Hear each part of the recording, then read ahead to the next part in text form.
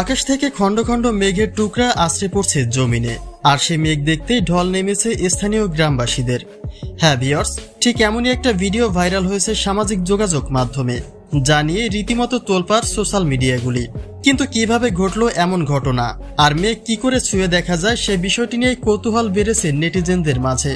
কল্পকাহিনীতে শুনে আসা রূপকথার গল্প কি করে বাস্তবতায় পরিণত হলো, আর এমন ঘটনা কোথায় ঘটেছে, জানতে হলে অবশ্যই পুরো ভিডিওটি দেখে সঙ্গে থাকুন।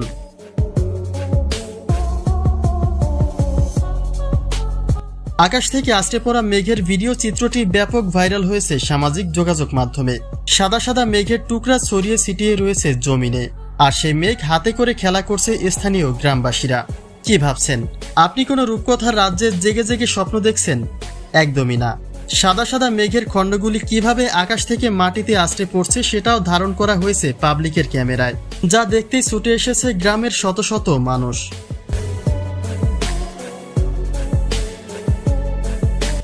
আসমান থেকে ভেঙে পড়ছে মেঘ, আর সে মেঘ হচ্ছে ছোট বড় সকলের খেলার সামগ্রী। বিষয়টি ভাবতে কেমন যেন লাগে।